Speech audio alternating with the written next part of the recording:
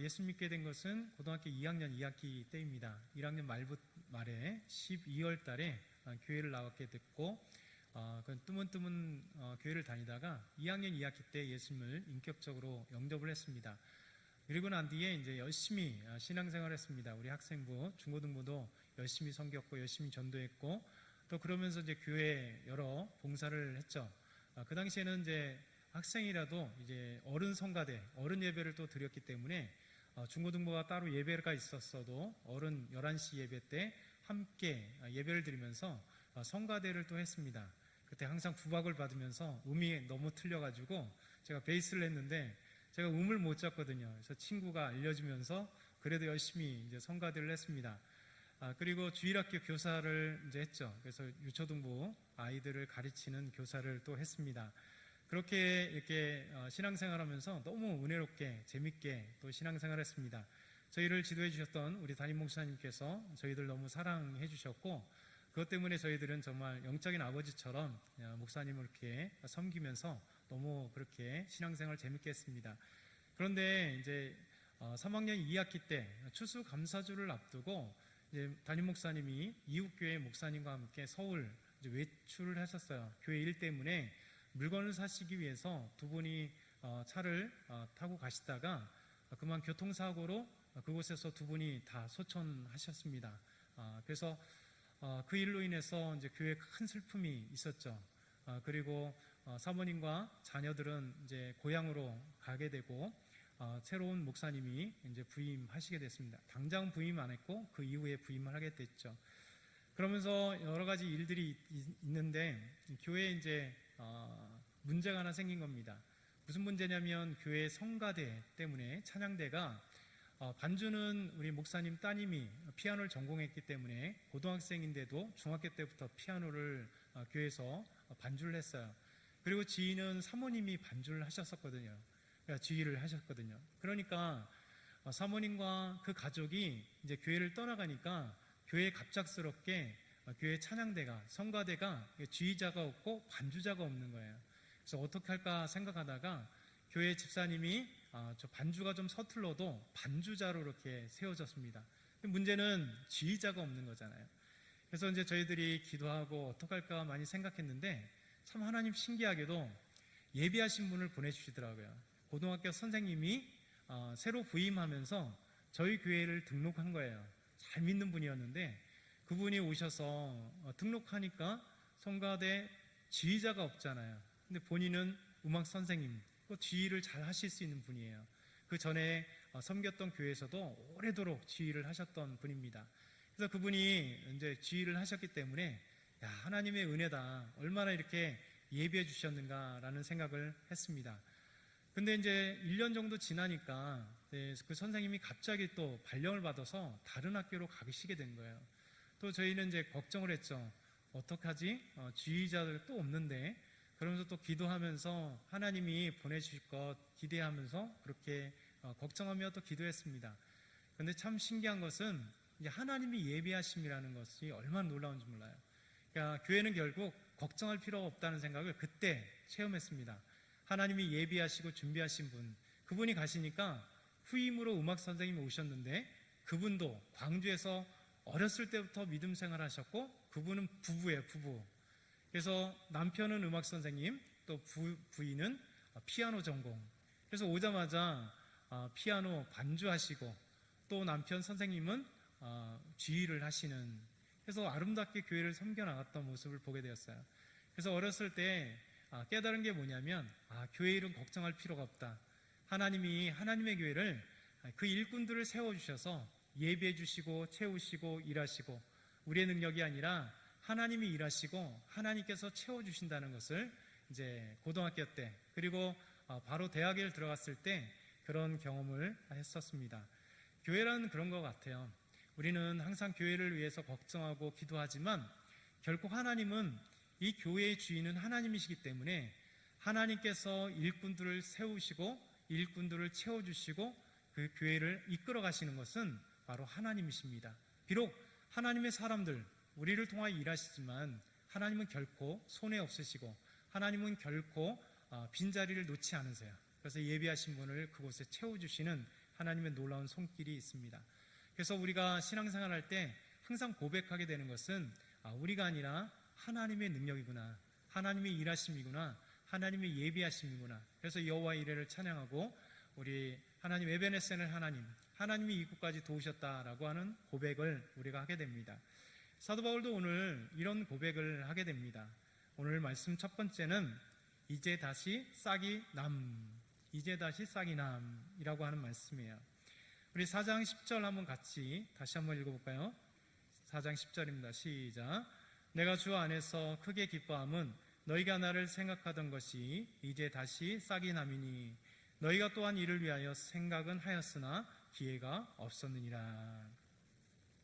사도 바울은 먼저 내가 주 안에서 크게 기뻐한다 이렇게 말씀하세요.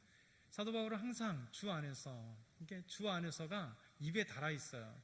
그의 모든 서신서에 보면 항상 엔크리스토, 그래서 주님 안에서, 그리스도 안에서, 예수 안에서 이런 표현들을 항상 합니다. 내가 주 안에서 기뻐한다. 기뻐하는 것도 그냥 기쁨이 아니라 주 안에서 기뻐한다. 근데 사도 바울이 지금 기뻐하는 이유가 뭘까요? 그 이유는 오늘 본문 말씀입니다.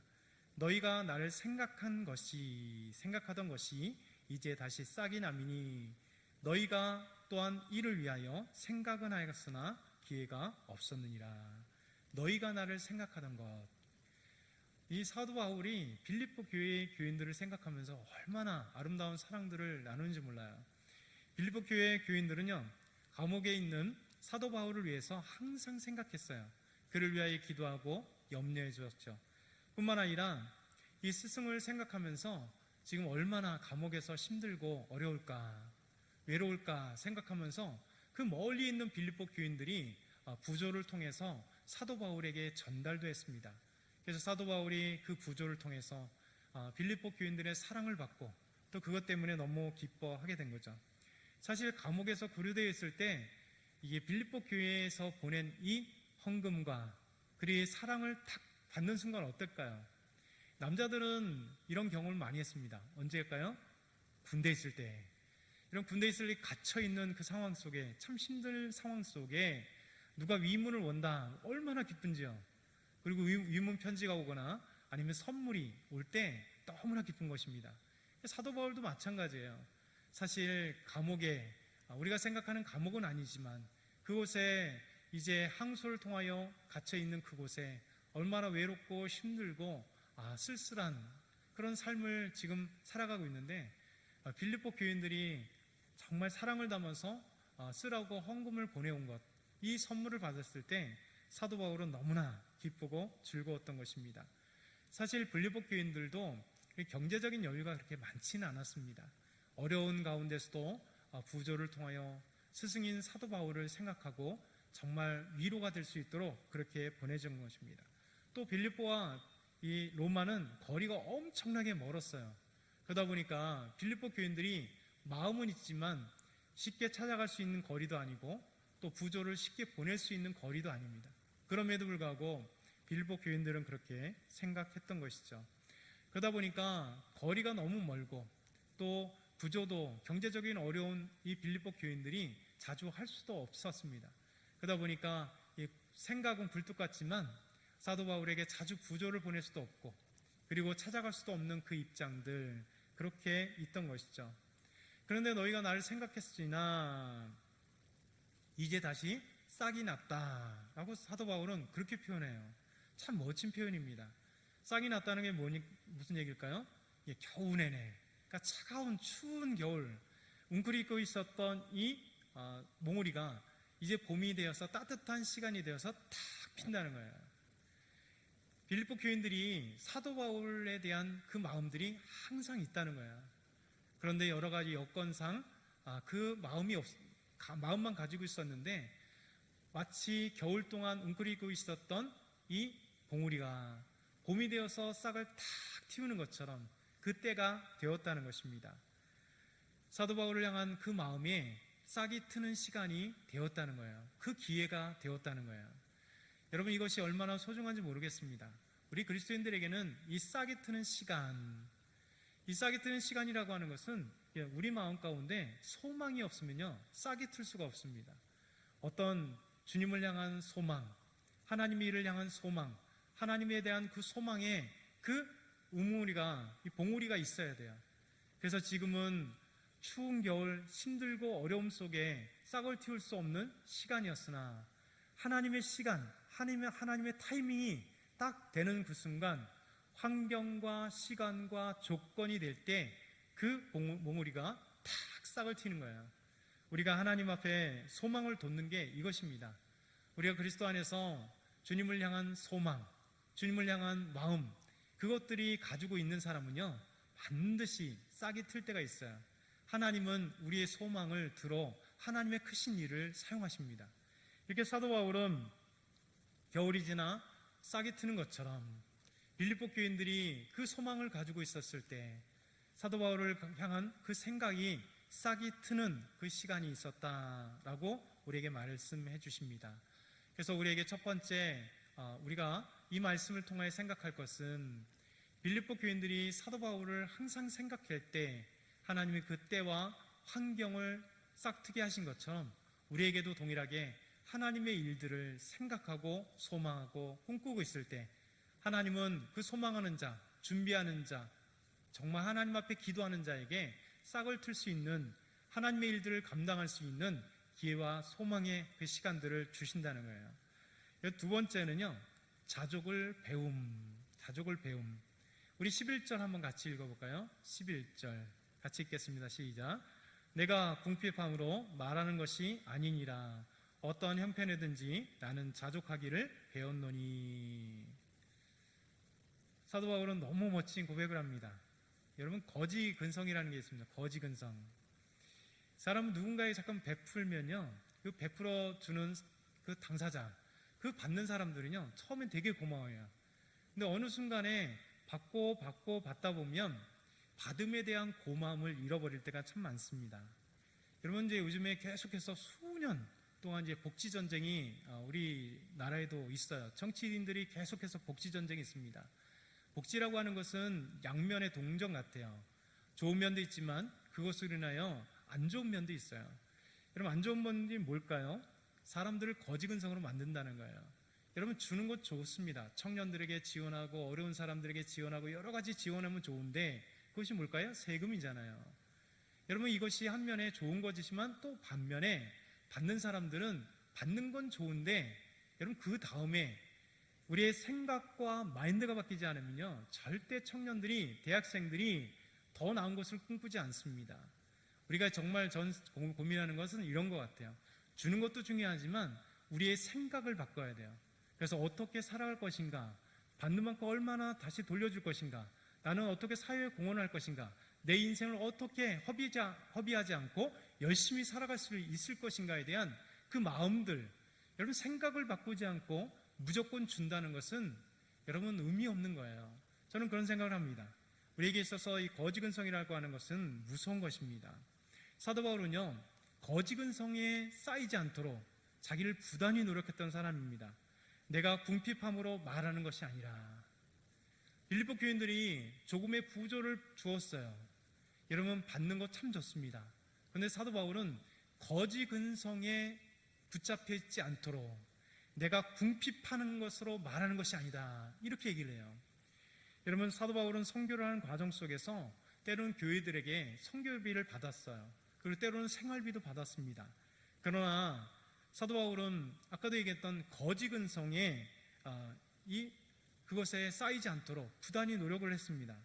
그래서 그가 선교를 할 때 대부분의 선교는 자비랑 선교였잖아요. 그래서 사도 바울은 선교할 때, 특별히 고린도에 있을 때도 장기간을 생각하면서 아굴라와 브리스길라 그곳에 만나서 생업이 같음으로 사도행전 18장 2절과 3절 보면 천막 만드는 일을 했다, 이렇게 얘기합니다. 여러분, 사도 바울이 왜 천막 만드는 일을 했을까요? 여러분, 천막 만드는 일을 아마 사도 바울은 배웠을 것 같아요. 왜냐하면 사도 바울은 가말리알 문화생이었습니다. 다소라고 하는 정말 화려한 도시에서 이스라엘 예루살렘의 먼 곳에 유학을 왔던 당대 최고 랍비인 가말리알 문화생은 그 당시에 수십 명을 두지 않습니다. 한 명이나 두 명 정도의 자기의 제자들을 두기 때문에 당시에 최고의 랍비의 제자였다면 학문에 탁월한 사람이기에 이런 천막 만드는 일을 하지 않아요. 그리고 그것까지 유학을 보냈다는 것은, 그리고 태어나면서부터 로마 시민권을 받았다는 것은 사도 바울은 엄청나게 부모님이 부자였어요. 그리고 그가 예루살렘까지 유학을 보낼 수 있다면 그는 부자였고 그럼 학식이 뛰어난 사람이었기 때문에 이렇게 천막 만드는 일을 굳이 하실 필요가 없었습니다. 그럼에도 불구하고 그가 예수 그리스도를 만나고 난 뒤에 소아시아의 주의 복음을 증거하기 위해서 그는 특별히 천막 만드는 일을 배웠음에 분명합니다. 여러분, 천막 만드는 일을 배운 이유는요, 장기간의 고린도에 머물러 있고 어디에 가서든지 그 생업을 통하여 선교비를 마련할 수 있기 때문이었습니다. 두 번째는요, 이 초대교회 당시는 아직 선교비라고 하는 것들이, 고정적인 선교사를 후원하는 것들이 발달하지 않았기 때문에 선교비라는 것들이 잘 몰랐습니다. 세 번째는요, 개척한 교회들마다 바울을 위해서 일정 부분을 부조를 통하여 선교비를 보낸다면 그 교회에 정말 많은 재정적인 어려움을 줄 거라고 생각했기 때문에 사도 바울은 자비량 선교사를 한 거예요. 그래서 가는 곳마다 천막 만드는 일을 통해서 여러 가지 하나님이 채워주신 것을 통해서 그렇게 부단히 선교비를 마련하고 자유롭게 선교를 했던 사람이 사도 바울입니다. 그렇기 때문에 여러분, 받는 자는 우리가 주의해야 되는 것은 거지 근성. 그래서 선교사님들이 거지 근성에 쌓이지 않도록 부단히 노력을 해요. 왜냐하면 처음에는 선교비를 일정 부분을 받다 보니까 너무 감사해요. 여러분, 그 선교비가 뭐예요? 여러분들이 헌금한 거예요. 우리 성도들이 여러 분들이 많습니다. 돈이 있으신 분들도 있고 정말 그 돈을 벌기 위해서 부단히 노력해서 얼마나 힘들게 벌어요. 그렇잖아요. 여러분, 힘들고 어렵게 물질을 벌고 그 돈을 하나님 앞에 간절히 기도하면서 감사한 마음으로 11조도 드리고 감사의물도 드리고 선교용물도 드리는데요, 여러분, 성도들의 피 같은 그 눈물의 헌금을 하나님께 드리고 그 하나님께 드린 그 헌금이 선교비로 오니까 선교비사님들이나 아니면 목회자들은 너무 감사해요. 여러분, 사례를 받을 때도 감사하고 때로는 책값을 하라고, 때로는 이렇게 섬기시는 분들 때마다 저도 되게 그것을 보면서 감사해요.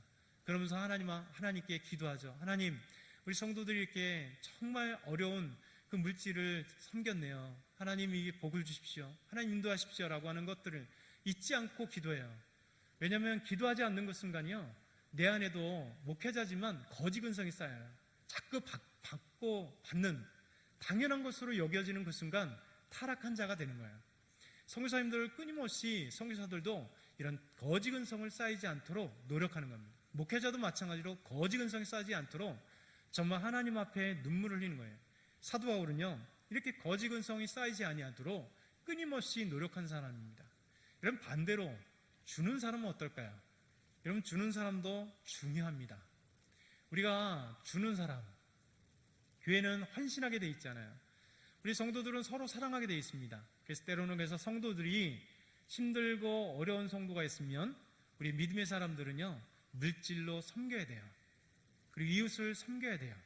그리고 선교사님들을 섬겨야 되고 또 여러분들을 섬겨야 돼요. 근데 섬김이 잘 생각해야 됩니다. 왜 그러냐면 섬기는 자도요, 섬기다 보면 어떤 생각들이 하면 내가 마치 도와주는 것처럼 이렇게 생각됩니다. 어려운 교회를, 시골 교회를, 미자립 교회를 도와줄 때 여러분, 처음엔 기쁨으로 도와주는데 어느 순간에 내가 도와주는 자로 이렇게 교만할 때가 있어요. 선교비도 어느 순간에 내가 그 선교사님을 도와주는 것처럼, 그래서 내 선교비가 없으면 안 되는 것처럼, 내가 미자립 교회에 보내주는 것이 물질이 마치 이 물질이 아니면 안 되는 것처럼, 그리고 연약한 성도를 도와줬는데 여러분 어떻게 돼요? 시간이 지나면서 내가 얼마를 도와줬는데 생각을 하게 돼 있습니다. 여러분, 가장 우리가 주의해야 될 것은 그거 같아요.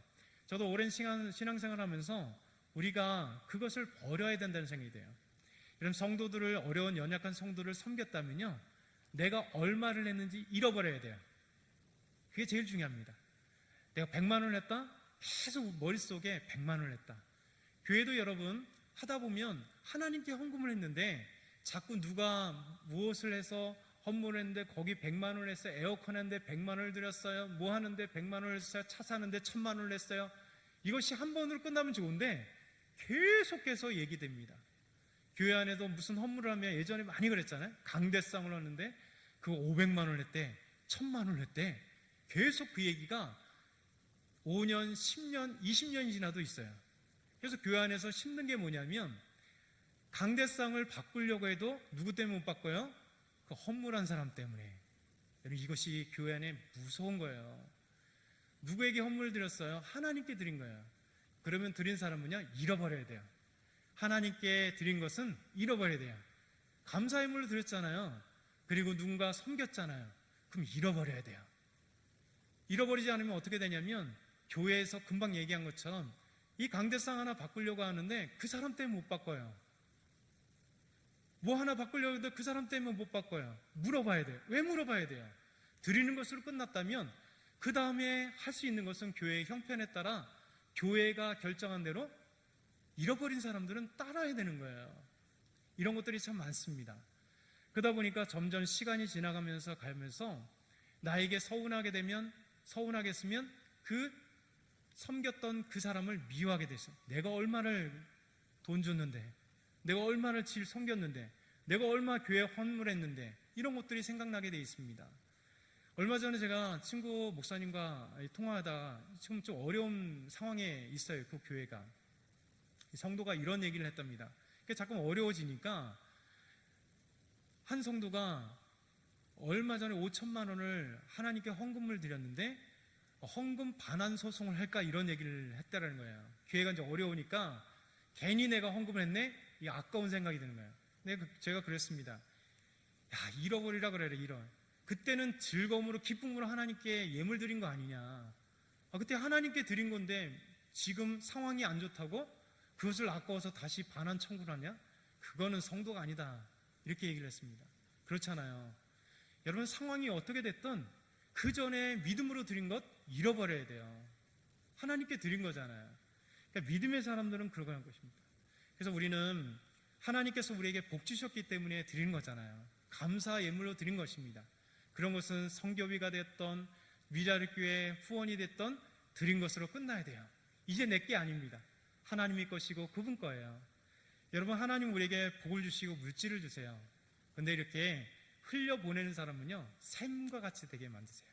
샘은 뭐예요? 계속 흘러나오게. 누구를 통해요? 하나님을 통해. 하나님께서 우리에게 샘이 되게 하셔서 우리를 통하여 물질이 흘러나오게 만드시고 사랑하는 마음이 흘러나오게 만드시고 섬길 수 있는 마음이 흘러나올 수 있도록 만드십니다. 여러분, 샘은요, 가만히 있지 않습니다. 샘은 흘러나오기 때문에 그 샘물이 흘러요. 밖으로 흘리게 돼 있어요. 그래서 흐르게 되어 있어서 조그만 물줄기가 되고 그 물줄기가 개울이 되고 개울이 시내가 되고 시내가 강이 되고 강이 이제 저 바다로 나가서 바다를 이루는 거예요. 하나님은 우리를 샘이 되게 만드시는 거예요. 우리의 물질, 우리의 힘, 섬김, 우리의 말 이런 것을 통하여 샘에서 머물러 있지 않고 나중에 시내가 되고 강이 되고 바다가 될 수 있도록 하나님의 크신 일들을 이루어가는 것이 바로 하나님의 역사고 기적이에요. 하나님 믿는 사람들입니다.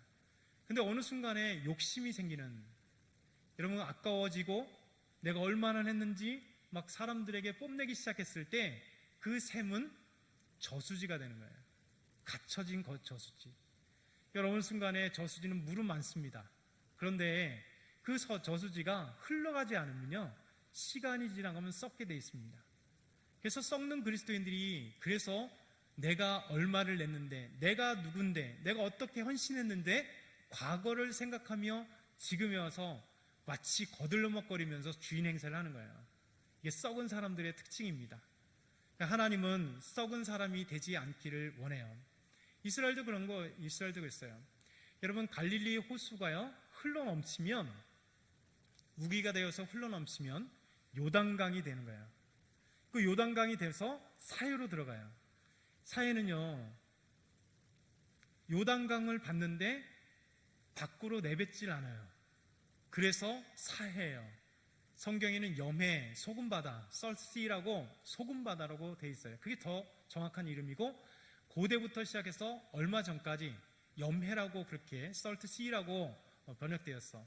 근데 지금은 이제 보통 사해로, 죽은 바다, 데드씨라고 하는 사해로 더 유명하죠. 그 사해는요, 이 흘러가지 않다 보니까, 받는 것만 있다 보니까 염분이 약 24%에 25%예요. 그래서 식물들이 자라지도 못하고 물고기가 없습니다. 그냥 썩은 거예요. 죽은 바다예요. 이런 것과 같아요. 우리는 이런 셈이 돼야지 사회와 같은 사람이나 고여서 썩는 그런 저수지가 되면 안 되는 것이죠. 그래서 사도 바울은 이것을 얘기하는 겁니다. 거지근성, 내가 없어서 너희에게 감사하는 게 아니다. 너희가 주는 그 부조 때문에 내가 감사하는 게 아니다. 너희가 주는 부조, 그 부조가 무엇인지를 알기 때문에 사도 바울은 감사하는 거예요. 그게 뭘까요? 사도 바울을 생각하는, 사도 바울을 사랑하는 빌립보 교회의 그 마음, 그 교인들의 사랑을 생각하기 때문에 사도 바울은 감사하고 기뻐하는 거예요. 만약에 사도 바울이 물질만 생각했다면 사도 바울은 거지근성에 타락한 그런 사도에 불과해요. 그런데 사도 바울은 그 물질이 아니라 그 물질을 보낸 그 빌립보 교인들의 아름다운 사랑과 그 헌신을 보면서 기뻐했던 것이죠. 그러면서 사도 바울은 내가 어떠한 형편이든지 나는 자족하기를 배웠다. 사도 바울은 수많은 형편에 처했었잖아요. 고린도후서 11장 23절에서 27절 보면 아주 유명한 말씀을 하시죠. 그들이 그리스도인의 일꾼이냐 정신없는 말을 하거니와 나는 더욱 그러하도다. 내가 수고를 넘치도록 하고 옥에 갇히기도 더 많이 하고 매도 수없이 맞고 여러 번 죽을 뻔하였으니 유대인들에게 40에서 하나 감한 매를 5번 맞았으며 3번 태장으로 맞고 1번 돌로 맞고 3번 파선하고 일주야를 깊은 바다에서 지냈으며 여러 번 여행해서 강의 위험과 강도의 위험과 동족의 위험과 이방인의 위험과 시내의 위험과 광야의 위험과 바다의 위험과 거짓 형제 중에 위험을 당하고 또 수고하며 애쓰며 여러 번 자지 못하고 줄이며 목마르고 여러 번 굶고 춥고 헐벗으노라. 여러분, 이거 사도 바울이 복음을 증거하면서 겪었던 수많은 어려움과 환경이었습니다. 여러분, 사람들은 모두 다 여러 환경들을 경험하잖아요. 그러면서 무엇을 하게 되냐면 배움이라고 하는 것을 알게 돼요. 여러분, 수많은 처한 환경 속에서 배우게 됩니다. 사람은 그 배움을 통해서 배우는 사람이 있고 못 배우는 사람이 있어요. 그렇잖아요. 실수를 통해서 배우는 사람이 있고 실수를 통해서 배우지 못하는 사람이 있습니다. 어려움 속에 배우는 사람이 있고 어려움을 청해도 배우지 못하는 사람이 있습니다. 여러분, 배우는 사람은 실수를 다음에 실수 안 하게 됩니다. 그리고 성장하게 돼 있어요. 지혜가 성장하고 삶이 성장하게 되어 있습니다. 그리고 배우는 사람은 성공하게 되어 있습니다. 배우지 못하는 사람은 그냥 그 자리에 계속 머물러 있기 때문에 환경이 오면 또 실수하고 환경이 오면 또 넘어지고 환경이 오면 또 실패하게 되어 있는 거죠. 사도 바울은 수많은 어려움과 환난과 그 속에서 여러분 배웠다는 거예요. 무엇을 배웠습니까? 자족하기를 배웠다. 이렇게 말씀하는 거예요. 사도 바울은 자족하기를 배웠다. 자족이 뭡니까? 사전적 의미는요, 스스로 넉넉함을 느낌, 스스로 만족하게 여김이라고 하는 의미예요. 스스로 만족하는 것이죠. 더욱 신앙적으로 하면요, 모든 일과 상황에서 하나님의 섭리를 인식하는 거예요. 이게 자족이에요. 얼마나 멋집니까? 수많은 환경과 어려움 속에서 하나님의 하시는 일들을 발견하는 거예요. 그래서 왜 나에게 이런 어려움이 있을까를 그 의미를 알게 되는 거죠. 하나님이 왜 나에게 이런 병을 주셨을까? 그 의미를 알게 되는 거죠. 하나님이 왜 나에게 이런 일들을 하면서 처음에는 환경이 그랬으면 하나님께 엄청나게 따돌리고 늘잖아요. 근데 시간이 지나가면서 그 환경을 통하여 배우게 됩니다. 하나님의 섭리를 배우고 하나님의 일하심을 배우고 하나님께서 어떻게 인도하시는 것들을 내 삶 속에서 배우게 됩니다. 그러기 위해서 배우는 사람은요, 믿음이 성장하는 거예요.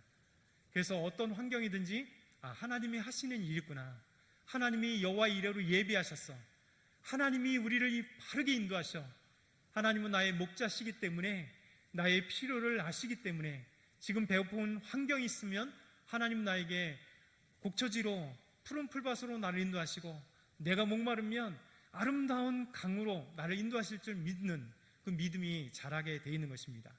그래서 12절에 사도 바울은 이렇게 얘기해요. 나는 비천에 처할 줄도 알고 풍부에 처할 줄도 알아. 모든 일 곧 배부름과 배고픔과 풍부와 궁핍에도 처할 줄 아는 일체의 비결을 배우노라. 이게 배우는 사람이에요. 사도 바울은 수많은 환경이 있었으나 그것으로 못 배우는 사람이 아니라 배움으로 말미암아 이 모든 것들이 내가 일체의 비결을 배우노라. 여러분, 여러분의 삶이 그렇지 않아요? 과거 지나보면 우리가 배고픈 시절도 있었습니다. 너무 힘든 시절도 있었어요. 지금은 배고픈 시절 아니잖아요. 그래도 이제는 집도 어느 정도 가지고 있고 재산도 좀 있고, 그리고 이제는 무엇을 먹을까 근심하지 없어서 못 먹는 시대는 아닌, 얼마나 감사해요. 그래서 인생을 이렇게 지나고 보니까 그 속에서 하나님이 하시는 일들을 우리가 경험하게 되고, 하나님이 얼마나 사랑하셨는지를 우리 인생 가운데 체험하고 경험하게 되는 것이죠. 여러분, 이것이 바로 하나님의 놀라운 은혜입니다. 마지막으로 세 번째, 내게 능력 주시는 자 안에서 내가 모든 것을 할 수 있다라는 고백이에요. 13절 마지막으로 같이 한번 볼까요? 준비 시작. 내게 능력 주시는 자 안에서 내가 모든 것을 할 수 있느니라. 아멘. 믿음의 사람의 결론은 이겁니다. 내 능력이 아니라 하나님의 능력이다. 하나님의 능력으로 내가 살 수 있다라고 하는 고백이에요. 여러분, 믿음의 사람들은 뒤를 돌아보면 하나님이 하셨어 라고 하는 그 고백으로 사는 거예요. 여러분, 모압과 암몬과 마온 사람들이 연합해서 엔게디에 진을 쳤습니다. 그리고 예루살렘으로 쳐들어오려고 그래요. 여호사밧은 위기를 느꼈습니다. 이스라엘은 두려웠습니다. 그때 여호사밧 왕은 이렇게 역대하 20장 3절 4절 보면 이럽니다. 여호사밧이 두려워하여 여호와께로 낯을 향하여 간구하고 온 유다 백성에게 금식하라 공포하며 유다 사람이 여호와께 도우심을 구하려 하여 유다 모든 성읍에서 모여와서 여호와께 간구하더라. 여러분, 이 연합군이 쳐들어갈 때 두려웠어요. 그래서 끝났나요? 아니요. 하나님께 간구하였다. 금식을 선포하고 이스라엘 백성들과 함께 금식을 선포하고 여호와께 간구하였다. 그러면서 그 간구의 마지막이 이렇습니다. 역대하 20장 12절. 우리의 하나님이여 우리를 징벌하지 아니하시나이까. 우리를 치러오는 이 큰 무리를 우리가 대적할 능력이 없고 어떻게 할 줄도 알지 못하고 오직 주만 바라보나이다 하고, 이런 큰 대적, 우리가 어떻게 할 줄 모르고 이제는 오직 주만 바라보나이다. 이것이 우리의 고백이어야 되잖아요. 여러분, 우리 주님께서는 하나님 복병을 세우시고 이스라엘 백성이 싸우지 않도록 하시면서 그 복병을 하나님 여호와의 사자가 보내셔서 그들과 서로 싸우게 하고 자기들끼리 싸워 죽게 하시는, 전쟁에 승리케 하시는 놀라운 하나님의 역사가 있습니다. 아수르도 마찬가지잖아요. 아수르의 사나베이 18만 5천 명을 데리고 이스라엘 쳐들어왔습니다. 라기스를 정복하고 예루살렘에 와서 이제 히스기야 앞에 섰습니다. 온갖 말로 예루살렘 성에 있는 사람들을 유혹하고 좌절시킵니다. 그때 히스기야가 기도합니다. 그리고 우리 주님께서는 놀라운 역사를 일으키십니다. 이사야 37장 35절 36절. 대전에가 나를 위하여 내 종 다윗을 위하여 이 성을 보호하고 구원하리라 하였나이다 하니라. 여호와의 사자가 나가서 아수르 진중에서 18만 5천을 쳤으므로 아침에 일찍 일어나 본즉 시체뿐이라. 다윗을 생각하여 하나님께서 히스기야에게 놀라운 역사를 일으켜 주십니다. 히스기야가 친 것이 아니라 아침에 일어난 18만 5천 명이 여호와의 사자가 치심으로 이기게 하시는, 바로 나의 힘이 아니라 내게 능력 주시는 자 모든 것을 할 수 있음을 고백하는 사람들의 특징인 것이죠. 여러분, 지금 43분인데